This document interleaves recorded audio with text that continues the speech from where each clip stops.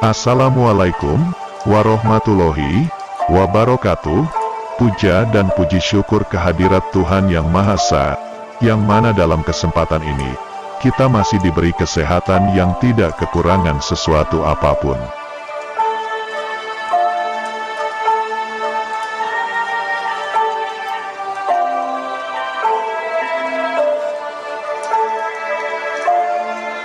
Terkadang kita tidak pernah berpikir bahwa ada makhluk ciptaan Allah yang begitu sempurna dan hadir di tengah-tengah kita, dan tanpa kita sadari bahwa kita telah bertemu dengan beliau. Mungkin bertanya-tanya, mengapa kita tidak sadar bahwa diri kita ini telah bertemu dengan beliau?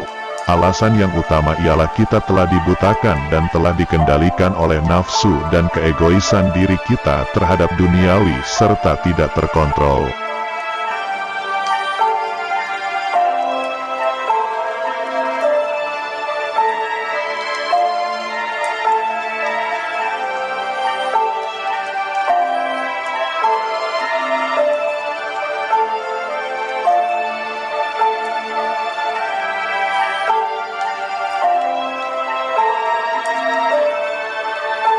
Alasan yang kedua, mungkin saja kita kehilangan kesabaran dalam menunggu sehingga terlalu terburu-buru dalam mengejar harta duniawi.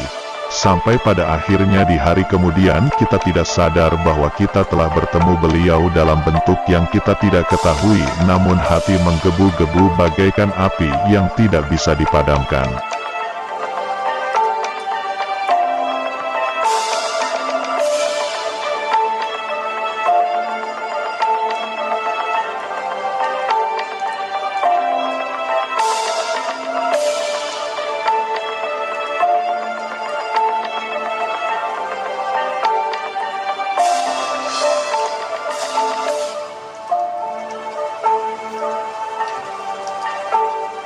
Mungkin di antara kalian telah bertemu dalam keadaan sadar atau tidak sadar.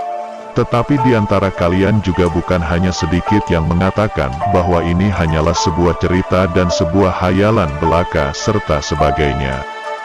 Akan tetapi apa yang telah saya katakan itu dari penjabaran-penjabaran dan pedoman sebuah kitab serta hadis-hadis yang terdapat di dalam Al-Quran.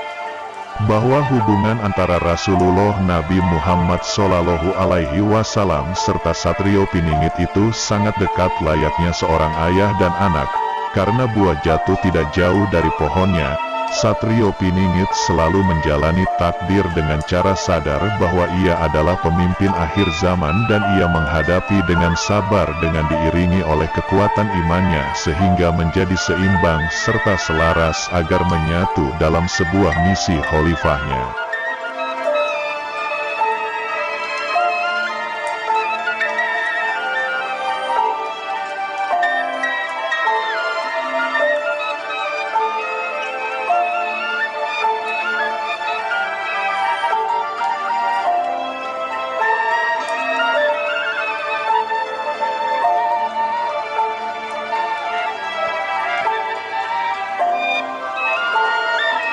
Begitu pula dengan kehidupan Rasulullah Nabi Muhammad SAW semasa hidupnya selalu dipenuhi cobaan dan tantangan yang di luar kemampuan manusia. Dalam ketentuan takdir yang telah dikehendaki oleh Allah Subhanahu wa Ta'ala, semuanya yang telah terjadi di bumi dan di langit adalah kehendak dari Allah Subhanahu wa Ta'ala. Ada pula terjadinya peristiwa keinginan diri sendiri yang tidak dilakukan oleh Allah Subhanahu wa Ta'ala, yaitu nafsu kehidupan.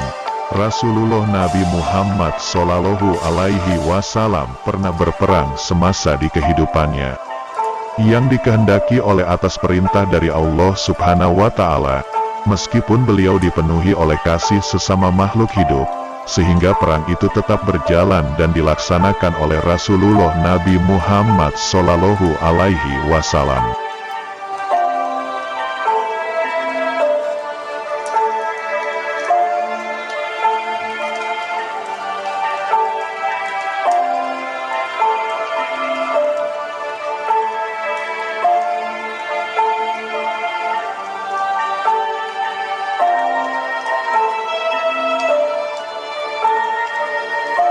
Namun meskipun sang kinasih, Satrio Piningit telah mengetahui bahwa ia adalah seorang hamba yang telah dipilih oleh Allah Subhanahu wa Ta'ala sebagai pemimpin akhir zaman. Akan tetapi Allah Subhanahu wa Ta'ala memberi perintah kepada Sang Kinasih, Satrio Piningit, untuk tidak memberitahukan jati diri yang sebenarnya kepada publik, dikarenakan bukan hanya golongan kanan dan putih saja yang mencari dirinya, tetapi golongan kiri serta golongan hitam.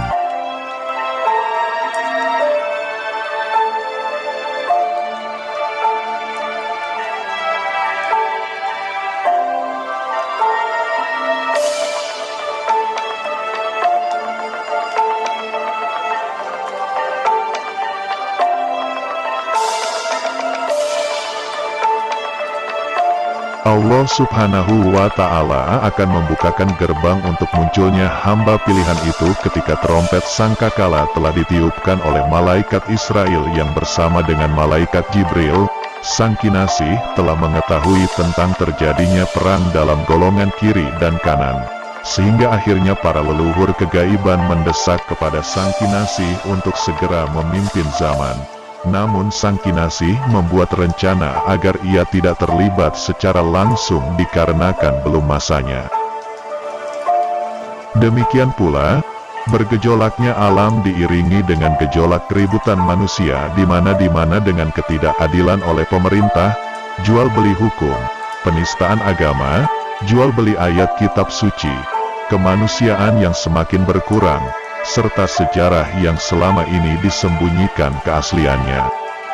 Semua akan terus menuju puncaknya, sampai pemerintah tak sanggup menangani segala permasalahan di negeri Nusantara. Sadarkah kita semua? Itu semua sudah terjadi dan akan terus menuju puncak kemurkaan alam akibat perbuatan manusia, karena hukum sebab akibat berjalan dan terus berjalan hari demi hari. Terima kasih. Wassalamualaikum warahmatullahi wabarakatuh.